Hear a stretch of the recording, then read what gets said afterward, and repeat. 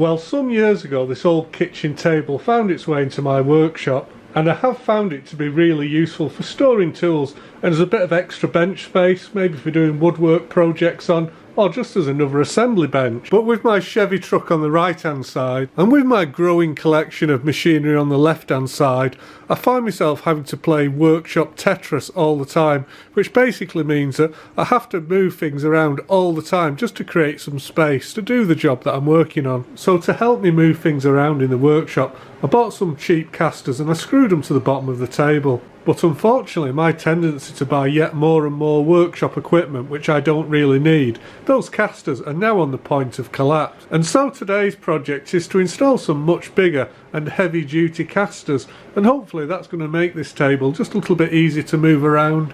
And I'm also hoping we can maybe create some additional storage space by putting some sides on the table, which means we can fill it more like a skip.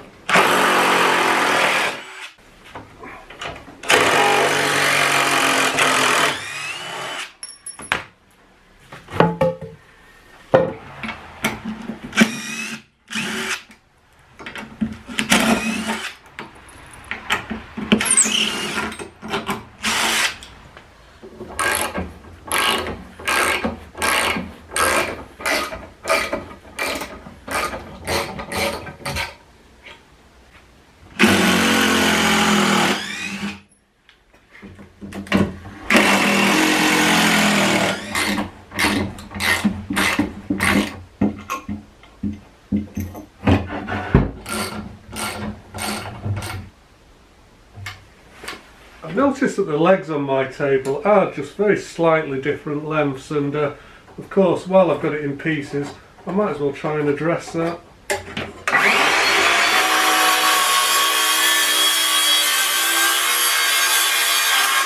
Well, we haven't got any wobble, so I'm going to call that good.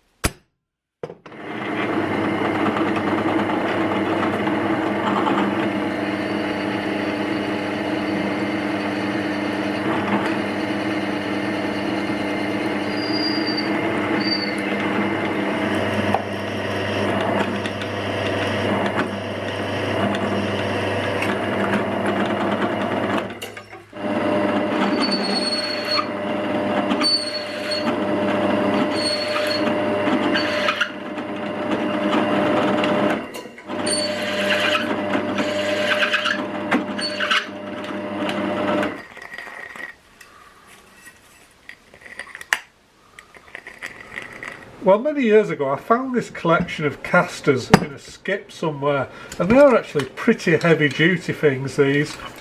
But looking at them, they are designed to actually probably be bolted onto something, because they've just got a single mounting hole at the bottom of the caster. But I think the single mounting hole would make them quite difficult to actually bolt these onto a piece of wood, because I think the wood would probably just break away in the case of my table, because it's just so loaded with heavy equipment. But I'm fairly sure that these casters will be robust enough to take the weight. So the next job is actually going to be actually bolting these casters onto these aluminium plates that we've manufactured.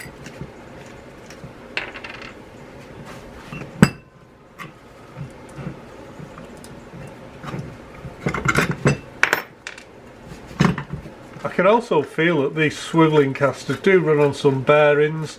I don't think it's possible to take this bearing apart because it's got the lip crimped over, but hopefully we can get some lube into there because it does feel just a little bit rough.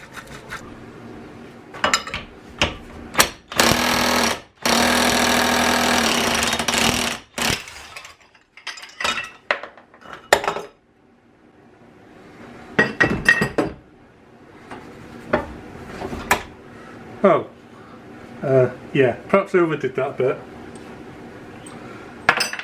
Unfortunately, I've not used this tool before. I don't have a good feel for it, and it doesn't seem to have any form of torque control or setting on it. So yeah, I think I might have to go old school on this, because this thing is actually too powerful.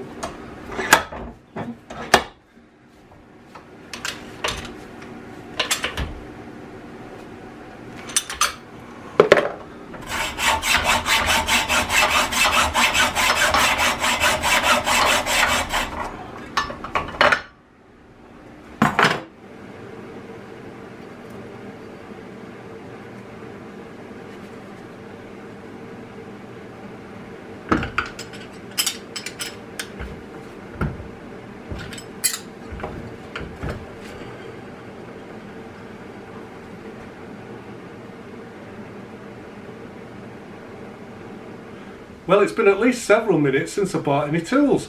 I think I deserve a little bit of a reward for that. So this is an Erbauer 1400 watt track saw. Model number for those playing along at home is the ERB690CSW. I think these retail for around £150. And the reason that I decided to buy a track saw is because when it comes to cutting things to accurate dimensions, my friends will actually confirm that I'm pretty useless at it. So I thought that using a track saw, I might at least have a fighting chance at that. So let's have a quick look at what comes in the box. Of course, we've got the saw itself. Looks like we've got some form of dust collector here. See, we've got a fence, so I'm guessing that we use this fence when we're not using the saw with its track, because you don't have to use the track, of course. Got a cardboard box. Let's see what's inside. I think the idea behind these is you can actually clamp the track down to the workpiece so it doesn't move when you're doing the cutting. These actually are quite heavy in the hand. They're very well made, really nice. Now, I'm purposely not going to give a review on this saw because I don't know enough about them to give a competent review, but taking a quick look at it, looks as though we can actually adjust the angle of the saw here, maybe for cutting some kind of miters. You can adjust the angle of the blade here. It looks as though it goes between 90 degrees and 45 degrees. I can see that it's also got a depth of cut adjustment. Now, one thing I said about this saw, I said it was a track saw, which is correct, but more accurately what this is a plunge saw. So you don't have to start cutting at the edge of the work, you can actually start cutting in the middle, because what you're able to do is you actually, if I just press this trigger, which is a little bit tight actually, what we can actually do is we can actually plunge the blade into the workpiece, and then it's on a spring and it gets pushed back. One thing I have just noticed, this trigger to actually start the saw up, it's got a kind of dead man safety switch on it. Actually, it is actually quite difficult to operate that. It needs quite a lot of force and you've got to get it just, get your thumb in just the right place or it doesn't seem to work very well. So yeah, that's a bit of a fail.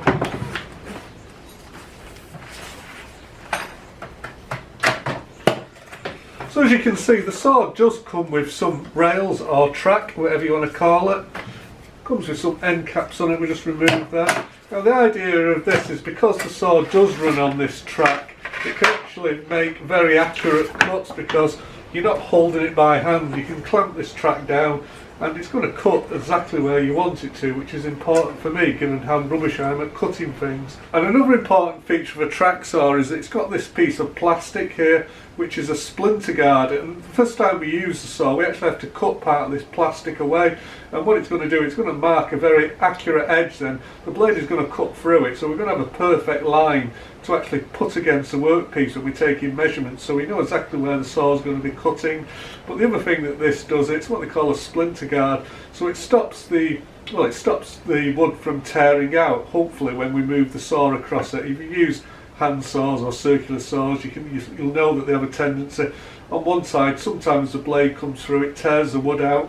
Well, this splinter guard is meant to stop that from happening, so we'll have to see how that works. And these rails do come with some jointing pieces, so we can actually join the rails together and we can have a total cut length of about 1400mm. And just rummaging around in the bag that the track comes with, it's given us an Allen key here, so I'm guessing we're going to use these bars here to join the two pieces of track together, so let me have a go at doing that.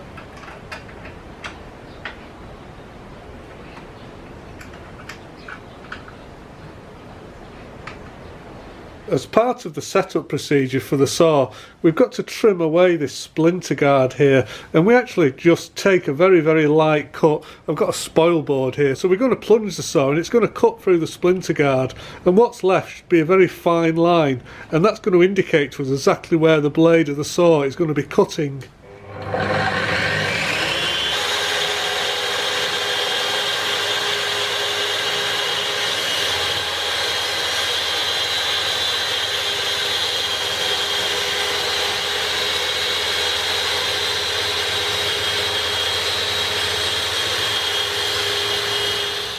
Hopefully you can see that I've gone away and we've trimmed away that splinter guard. Now I'm sure some of you are wondering why I started inwards rather than going from the edge. Well, the problem with going from the edge is that the saw isn't properly guided because it's only just on the rail, so it will tend to wobble when it takes away that material. Now it's really important to get this first cut to be done really accurately. You don't want any wobble because it's going to cause misalignment in the future. So what I'm going to do now is I'm actually going to rearrange these tracks so that these ends actually become the middles, and then we're going to recut them.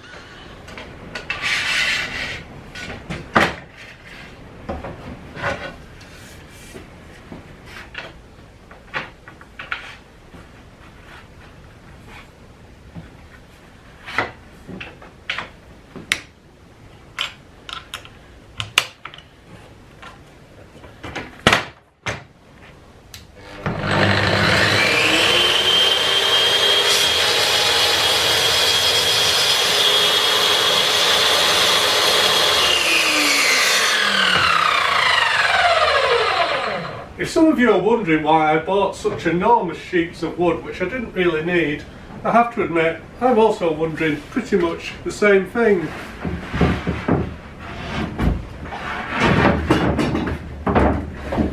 I've drawn a pencil line on the board here, which is where I want to cut it, and because we've actually set up this track here, trimmed away the centre guard, we know exactly where the blade is going to be cutting. It's going to be cutting at the very edge. So all I've got to do now is position the edge of the splinter guard here on the pencil line, and that's exactly where we're going to be cutting. So if you've ever used a circular saw old school fashion, you're never quite sure exactly where the blade is. You always tend to be slightly to the left or slightly to the right of the pencil line, or I do anyway. But in theory, this should give us an absolutely perfect cut. Well, there's the theory anyway. So the clamps that you saw earlier, these actually slide into the bottom of the rail, so they're going to hold it in place exactly where we want it when we do the cutting.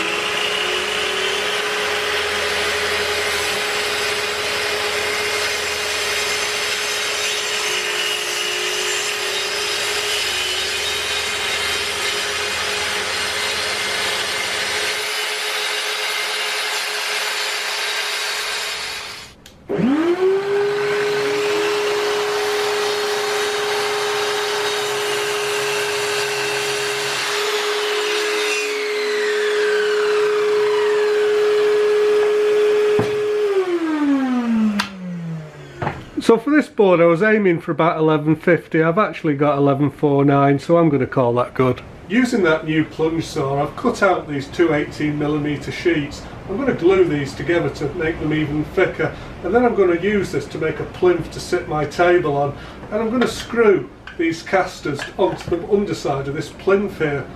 But before I do screw these casters on, you'll notice that we've got the head of the bolt sticking up here, so I'm going to have to cut some holes into this sheet so this bolt can be recessed into it so that the casters will sit flat onto here. So that's the next job.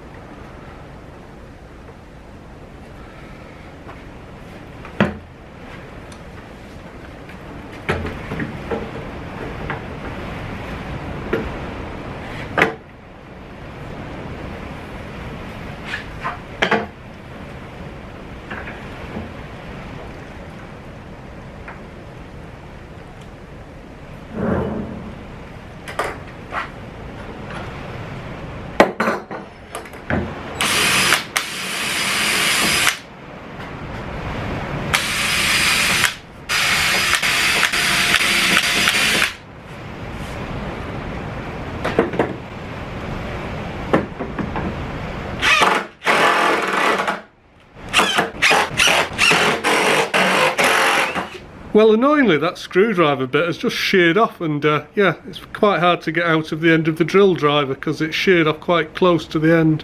Annoying. Well, it's a day later now and I left this plinth overnight. Oops. For the glue to set, so hopefully that's done. Let's turn the table over and yeah, see if the table fits on it. I'm desperately trying to resist the temptation to go for a ride on this because, let's face it, it will end badly if I try that.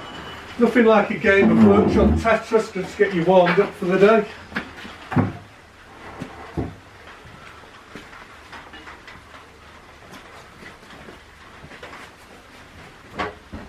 The casters that I've installed, they are considerably higher than the old ones. They look about, I don't know, maybe about 50 or 60 millimetres.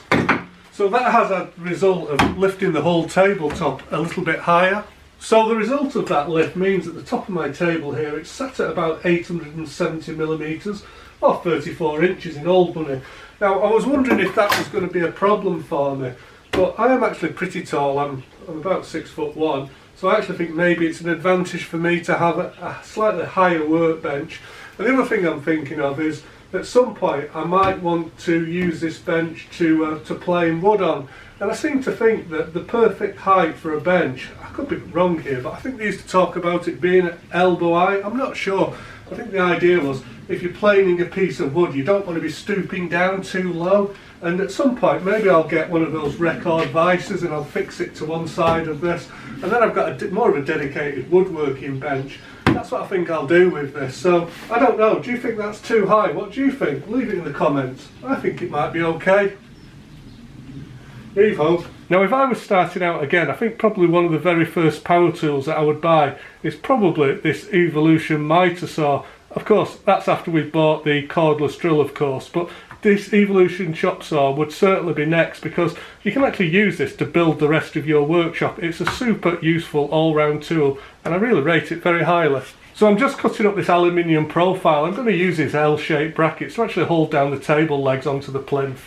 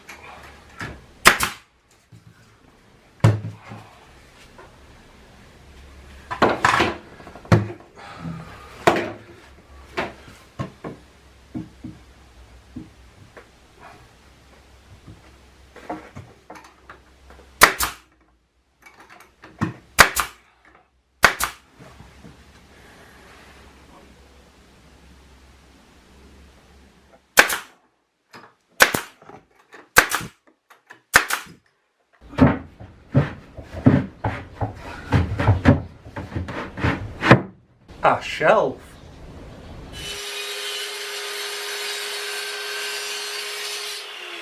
So all the boards that I've been cutting up to now have been just over 17mm thick, whereas I think the ones that I'm cutting now are only about 7 or 8mm thick, quarter inch, whatever that is.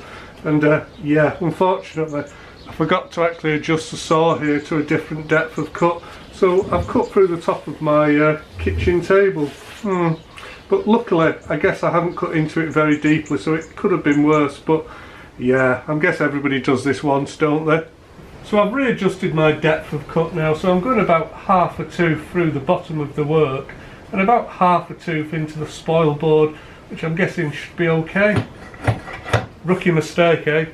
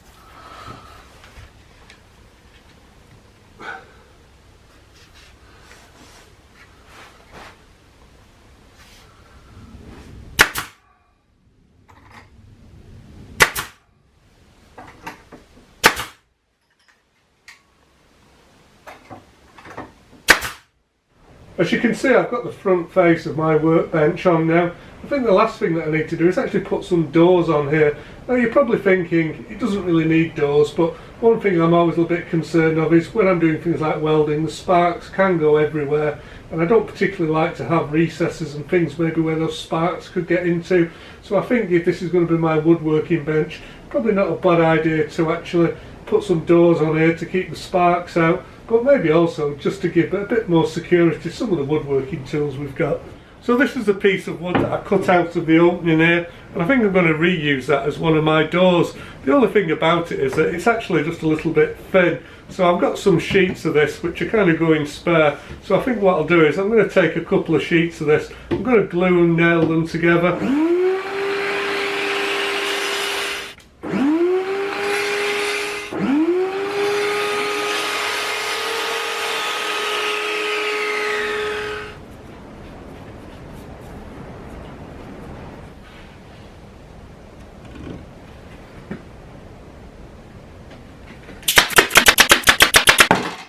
So I'm going to put some weight on here, leave it to clamp up overnight, and then I'm going to cut it down the middle.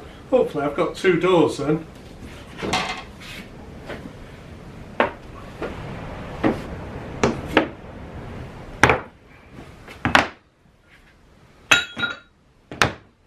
I think it's time for a beer. So these pieces of board have been gluing together for about 3 days, so I'm hoping that the PVA adhesive has set, because the next job is going to take the track saw again and just cut these in half.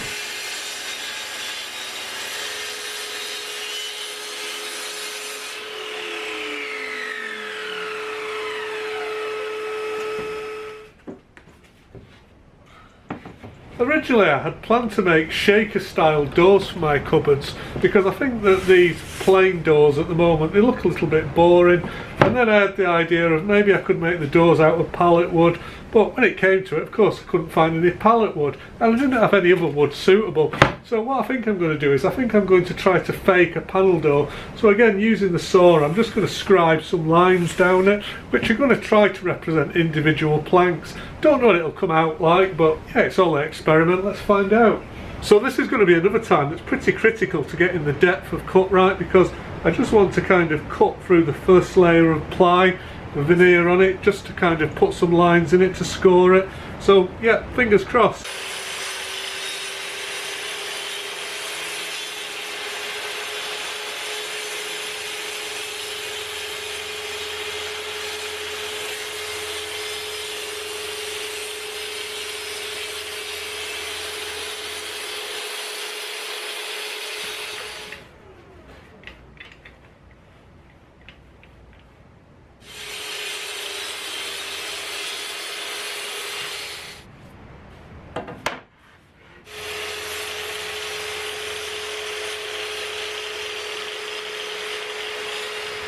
I think that these doors have actually come out quite well. For somebody like me who's completely new to woodwork, I kind of don't do woodwork, it's not my thing, I'm terrible at it.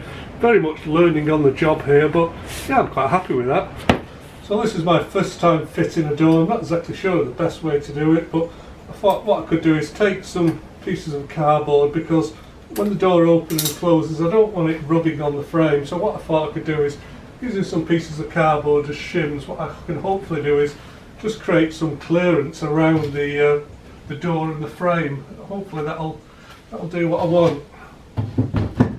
As you can see, I bought these quite big kind of gate style hinges, quite heavyweight, because I thought it's possible I might want to install some tools hanging from trays on the inside of the doors. So I wanted to make the doors relatively strong, and of course make the hinges relatively strong. These are actually the most expensive part of the project. I think a pair of hinges like this were about £15 in the UK. So all in all I've got £60 worth just in hinges, and yeah, that was a bit of a bitter pill to swallow, to be honest. When it comes to fitting hinges, I'm really not sure if there's some kind of magic number for, you know, how high do you fit them? Do you fit them closer to the top there, or do you fit them like more or less halfway down? I'm not exactly sure. I think I'm just going to kind of do it what looks right to me, and I guess whatever I do, we're going to do it everywhere, so it has to be consistent. So what's that? So that seems to be, I don't know, that's about 4 centimetres from the top of the door. Maybe it'd be better about 5 centimetres down. Yeah, I think 5 maybe looks a little bit better, and of course got to get them straight.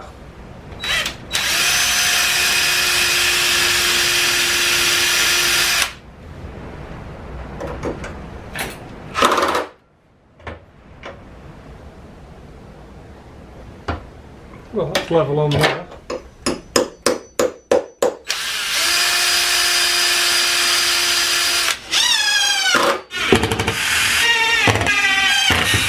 So that's the first hinge fitted. All I've got to do is repeat this another 7 times and we can call it done. Unfortunately, one little problem that I have just spotted is that my screws have actually come through the backs of the doors, because yeah, the screws were too long, weren't they? So what I'm going to have to do is I'm going to make some battens which are going to go over all the other doors on the inside, and that'll kind of look like reinforcing, but it'll just give these screw heads somewhere to disappear into. I don't know if it's true, but a woodworking friend of mine said that people that are good at woodwork, he says they're not necessarily good at woodwork, they're good at hiding their mistakes. So for me, I think I really need to spend some time learning how to hide my mistakes.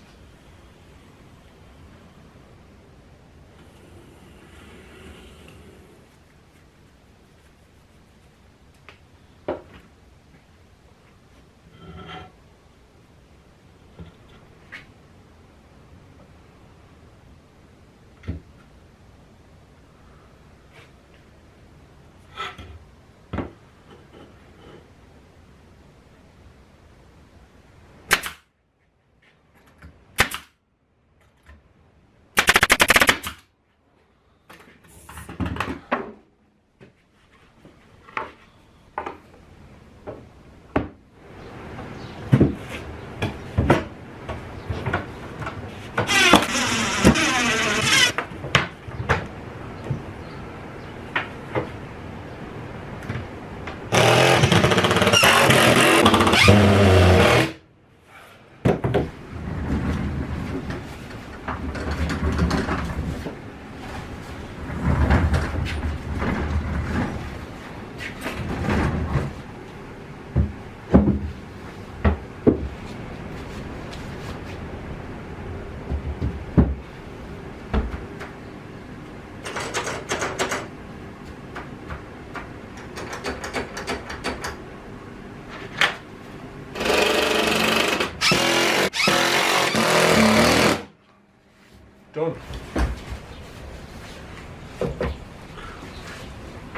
So it seems like our doors open and close really nicely, so I'm going to say woohoo for small victories.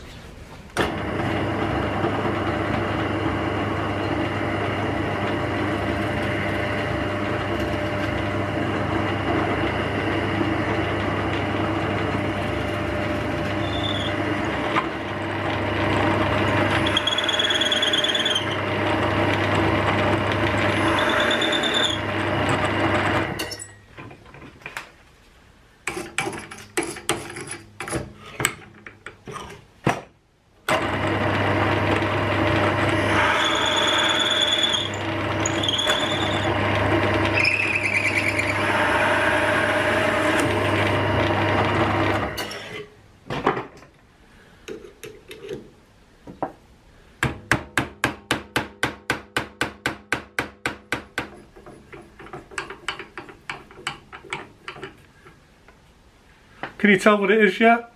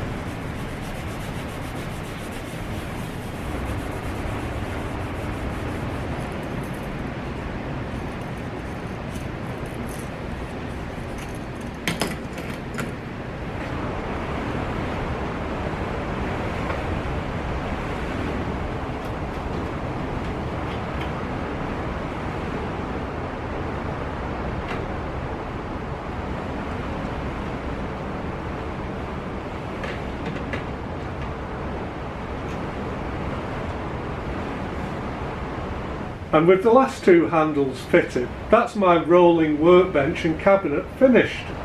Now we have got a couple of little jobs to do. I need to put some form of catch on here, maybe some magnetic catches just to stop the doors swinging around, but I'm actually pretty pleased with it given my rather non-existent woodworking skills. It really is going to be quite a useful space, this. And I'm going to put all the heavy tools that I don't use very often on the bottom here, and I'm going to use this top shelf for kind of the hand tools that I'm using at the moment, especially when I'm going to be doing some woodworking projects. I'm really pleased to see that the rolling resistance on these large casters is actually really low. There seems to be hardly any friction. It's almost as though it's on rails, and that means that when I'm not using the workbench, I can just wheel it to one side. And it also means that I can have different equipment positioned at different places on the worktop, but rather than turning the equipment around all the time, what I can do is I can just spin the bench around to gain access to it. So I think that'll be a big advantage for me. So on the other side of the cabinet we had the large shelf, and then on this side we actually have just got quite a big open void, so that means things like this big sanding wheel that I don't use all the time, that can go in there and be tucked out of place, freeing up the tabletop for use. And of course, with all that extra storage space that I've gained, we've got a place for everything and everything in its place.